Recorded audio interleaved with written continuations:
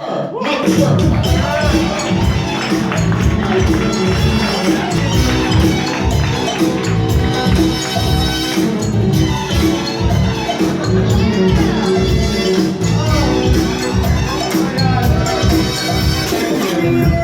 of my 8th grade dreams are coming true right now. That's amazing.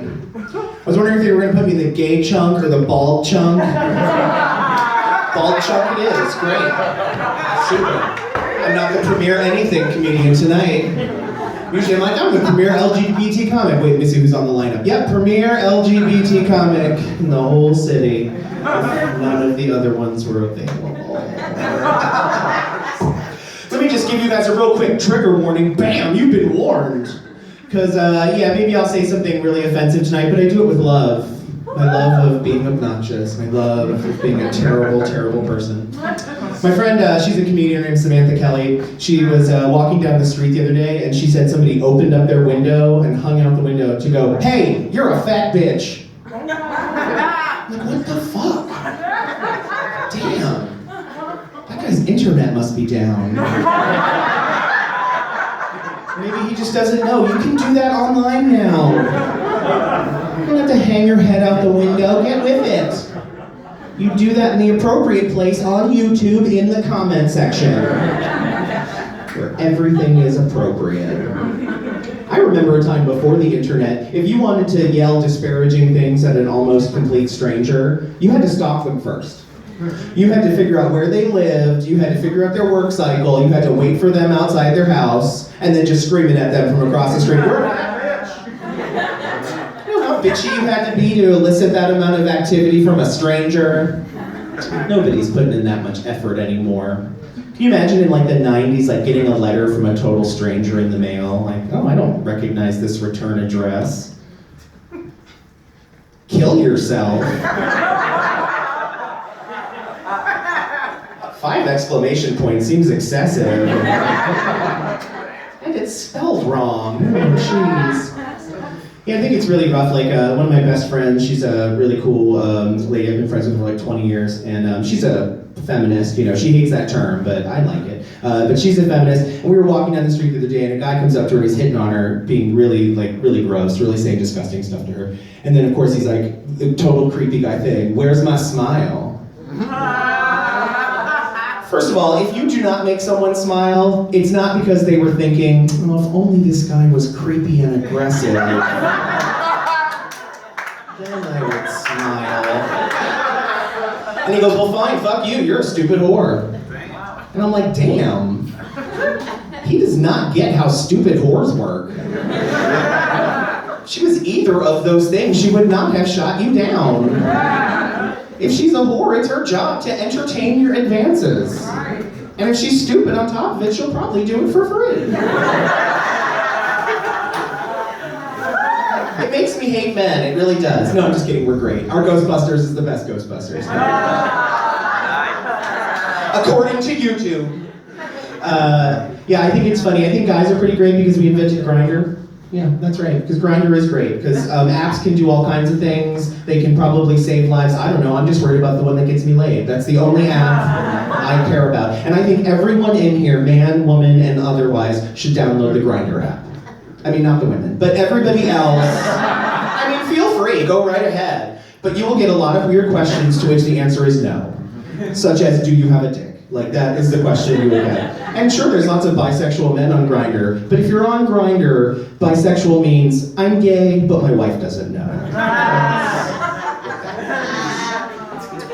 And literally, it's like an anthropological experiment. You can download it, put no photo up, no information, someone will offer you head. Does not matter. You could literally have one line on there, it could say, I'm just okay.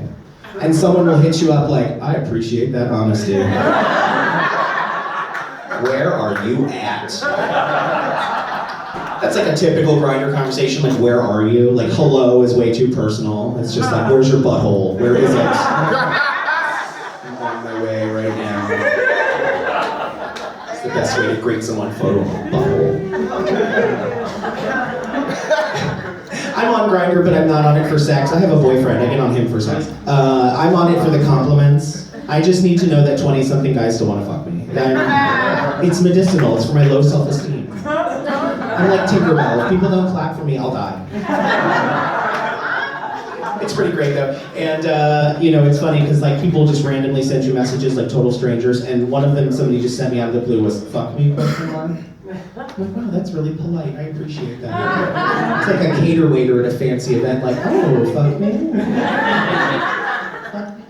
And then literally the same night, someone texted me all caps exclamation point, "Fuck me!" You're like that guy's evil twin. Hope they don't meet each other. They're like polar opposites. All right, let's talk about something a little more serious than Grindr, if there is something. Let's talk about voting, because I think it's very important that we all vote this year. Like, people are saying a lot of like buzzwords, and I think we actually need to like look at what they're really about. Like, people say that this is the most important election of our lifetime. It is the matter of life and death to many people, and that is incredibly true. So let's play worst case scenario. Let's pretend for a second, bear with me, that Donald Trump is elected president. Yeah, exactly, that's the correct response. So let's say, what's gonna happen if he's elected president? Someone's gonna fucking kill him. That's what's gonna happen. That's right. He's gonna be, and I hate to use this term in association with him, he's gonna be assassinated. And then what's gonna happen? All of the southern states will secede. Everyone will lose their shit. All of those fucking gun-toting crazy people who are living in a basement saying the end is coming, that's all it took. And they're gonna start shooting their guns at everybody, and they're gonna secede from the union and form their own state, and there's gonna be a war for water and a war for oil, and then what's gonna happen? Skynet, that's right. The computers will realize that humanity is flawed, and they will rise up to destroy us. And then what's gonna happen? That's gonna piss off the lizard people. The shape-shifting lizard people who have lived among us for generations, slowly manipulating every facet of our lives. And that will begin the 100 Years' War of the lizard men and the robot people. And then what's gonna happen? Cthulhu will show up, that's right. Because he has been filling the ocean with his demon spawn, waiting for humanity to be at its weakest, and then he will strike with his demon army, and who's gonna save us then? Yeah, Jesus Christ, that's right. Resurrected on earth to save our asses. But this isn't Jesus of the New Testament, this is Jesus of the post-apocalyptic future. He's got a shaved head, he's got tattoos, he's got kung fu. He's got an army of interracial, non-gender specific angels. They got samurai swords and machine guns. They wear vegan leather coats because they don't eat meat. And then the angels and the demons are going to be fighting, and then boom, they destroy the whole earth. Oblivion, everything gone. Because Donald Trump was elected president. But you know what? I know that somewhere in the infinite emptiness of space, eventually life will start again. And it might take 100 trillion years, but eventually there will be society again, there will be life again, people will sit around telling jokes again, and I just hope that in that distant future that those people on that planet like my social media. I just really want them to go to my YouTube page, Michael Furr Comedy. I want them to go to michaelfurrcomedy.com for tour dates and merch. And hey, you ought to do it too since you're here in Solana. Thank you guys so much.